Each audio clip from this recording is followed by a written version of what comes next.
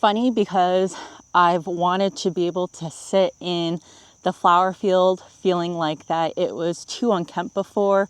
And now I'm finding that I love being in this flower field. So obviously the last couple of minutes of footage tell you what happened in the past few weeks. I feel like I can finally be in front of a camera and hold my composure.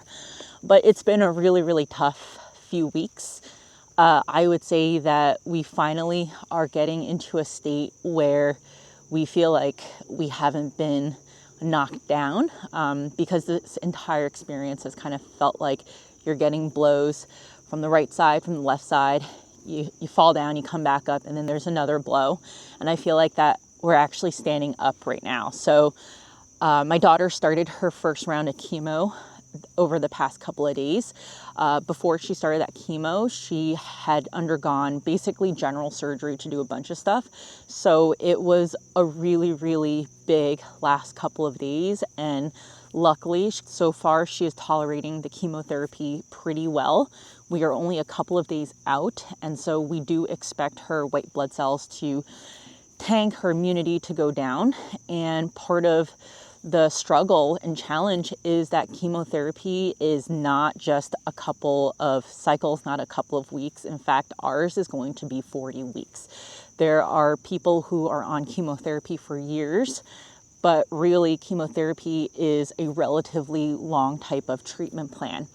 And chemo could be anywhere from just maybe an hour being in the clinic to being in the clinic potentially overnight. So we're still not fully sure if we can do certain rounds outpatient. There might be certain rounds where we actually have to be in clinic.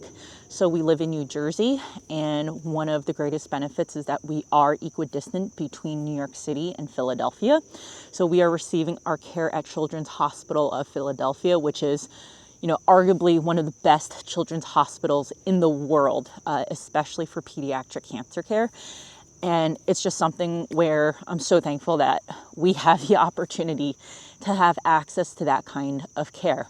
It is about an hour and a half away, so just far enough for it to be a bit of a strain, but still close enough to make it doable. So basically for the next 40 weeks, we expect to be going out to Philly nearly every week for her treatment. And besides the time needed to go to get chemotherapy, there's also the side effects, as well as if she has a fever, it is treated as a medical emergency and she needs to go to an emergency room. So all of this really obviously is going to impact the rest of my flower season, but also the 2025 season. I've done a lot of thinking about whether or not I wanted to continue flower farming. And I think the answer is I absolutely still want to do it, obviously in a much smaller capacity. I'm going to roll back a bit. In fact, over the past few weeks, even though we've been doing a lot with her treatment, trying to get her diagnosed first, I've still been actually selling flowers. I've been finding it very therapeutic to come into this space to harvest the Lisianthus, which was at its prime. We have a couple of stems left. And there's just something really nice about spending leisurely time in here and not feeling rushed. Like it's almost satisfying to make the world's slowest bouquet. And so I think for my mental well-being and therapy, I want to continue this. I've recognized that I spend a huge amount of mental bandwidth and time on content creation, specifically YouTube. So I think what it's going to look like, at least for the next 40 weeks or so, is I'm going to still continue making YouTube content. You might find some of the content is a little bit shorter. The content that takes me a really long time to edit, those are going to be gone. I'm still going to try to keep the content pretty educational, somewhat business focused, but realistically, my why for flower farming is going to change pretty significantly. It has already changed. And I think that that's also something that probably resonates with some of you guys who might be in similar shoes. You might be a caretaker, or you may not view flower farming as something that is solely business focused. And I think that one of the things I really want to be able to do is show, you can still make money doing this as a side hustle. You don't have to maximize the profit, but in return, what you're really getting out of it is something you can't put a price tag on, and that's your mental sanity. So we'll see how the content goes, but I will definitely still be selling more retail. And I've definitely pulled back on selling wholesale and going to the cooperative. I still will make probably a few more trips going forward, but definitely not to the same extent that I was before. And so realistically, you see around me, there's a lot of green stuff. Things are like really about to pop in the next couple of weeks. Like they're just gonna pop. I'll give away flowers. I'll invite people to come here to pick flowers. I'll sell whatever I can, but the priority is obviously not the flower farm. I think in terms of winter tulips, I'm going to do a very, very small program of winter tulips. I'm still not sure what that size looks like. I still want something for me in the winter, and obviously keep it small enough where it's not at all stressful. Obviously still going to try to do Valentine's Day, but on a much smaller scale. I think for spring 2025, we're going to just focus on anemones and stuff that I'm going to overwinter. I have one tray of stuff coming and that's it. And what I'm really thankful for is having put in some perennials that are going to bloom in the spring. So it's like 2025 is going to be flower farming for me. It's not going to be flower farming with a specific dollar goal in mind. It's just going to be doing it for the pure enjoyment of it, and honestly trying to make some extra money to pay for some of the additional costs that we have.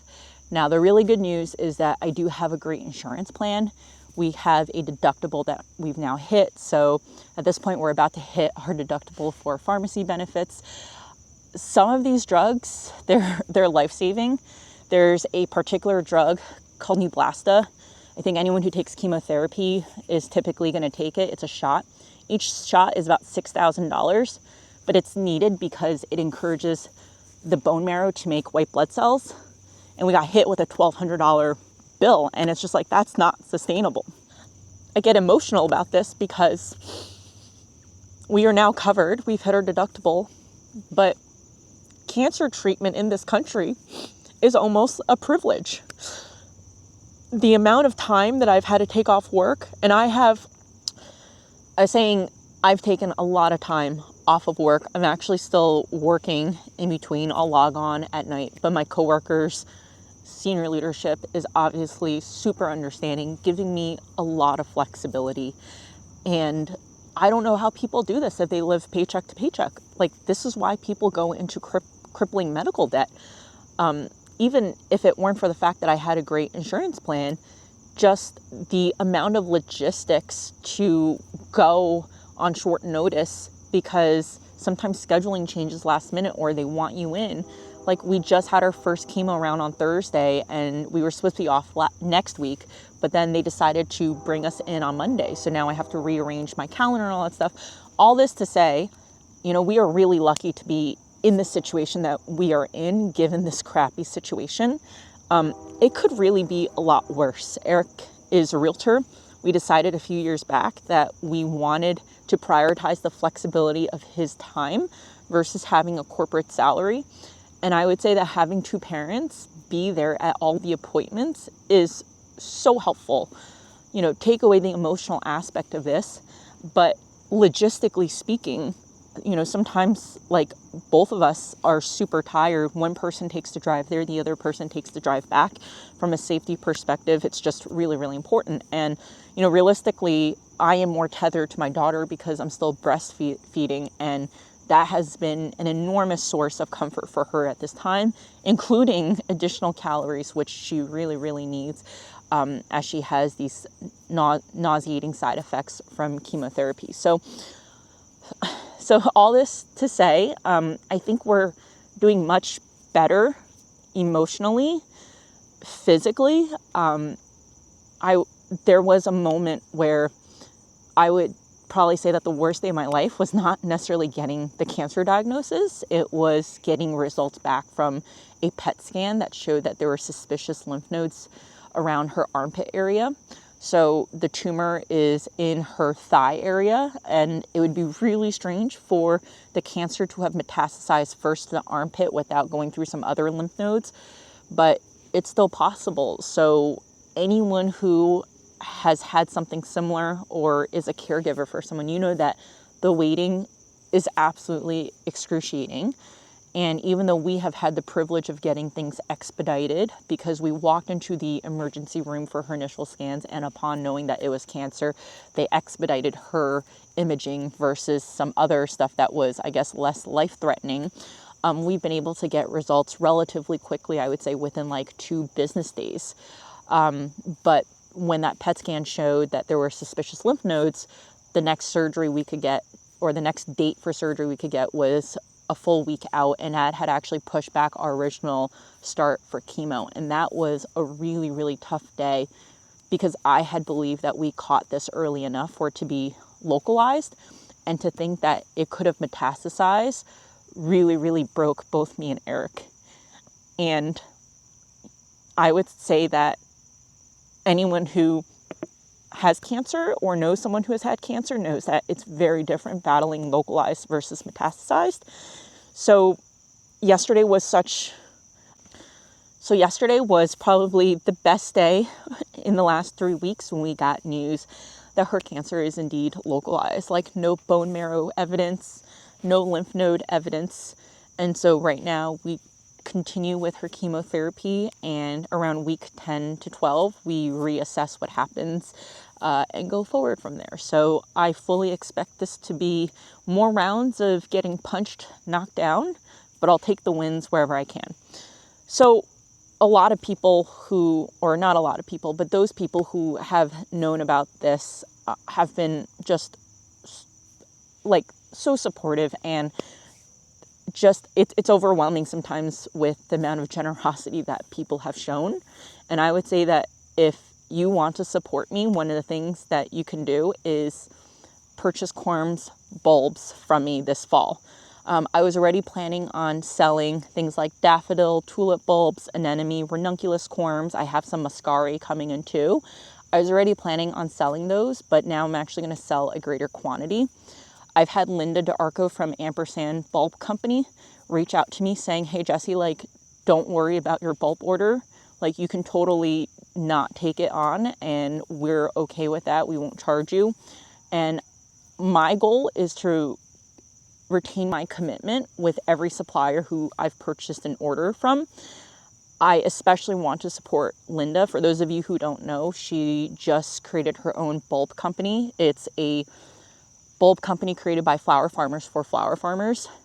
This is like a completely different story and topic, but there's a lot of varieties and stuff that we don't get as much access to. Similar to the seed world, a lot of the prioritization is not on the domestic small flower farmer grower.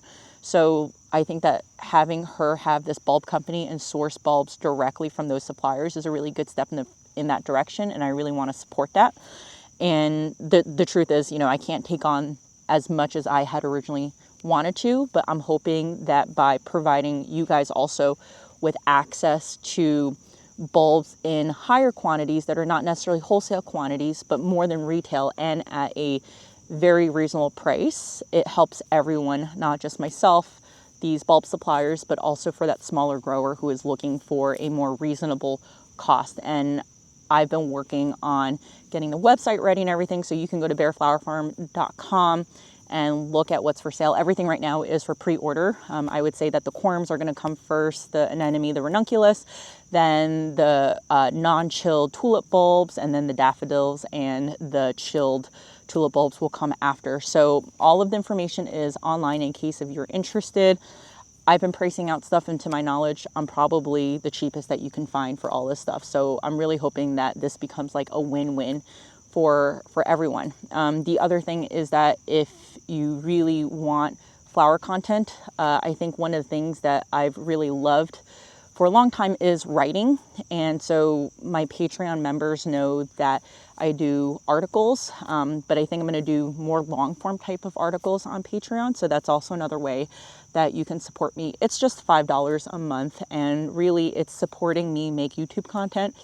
But I do think that there are times where like there's so many topics that I honestly want to make videos about, but I don't have the time, or it takes too much time to make a video. So for example, like around here, I'm actually surrounded by a ton of intercropping. I've had a ton of intercropping success.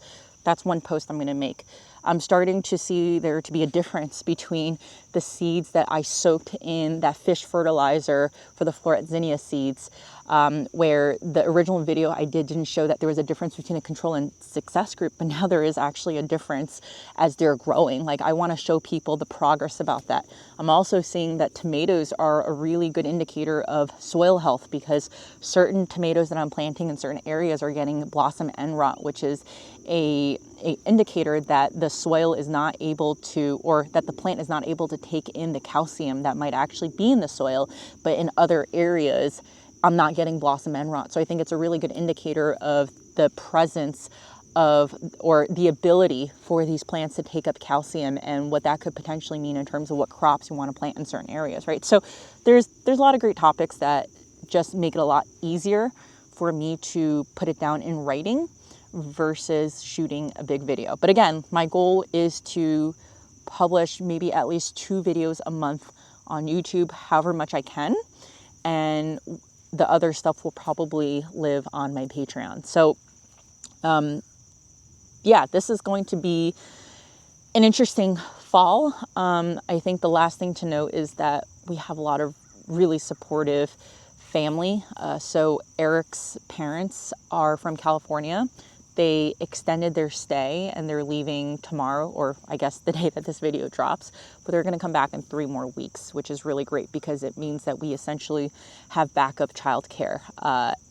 My daughter loves her daycare. During the diagnosis stage, when she was pulled out from daycare, she wasn't there for like close to a week and a half. And when she saw us packing her book bag to go back to daycare, she was literally dancing.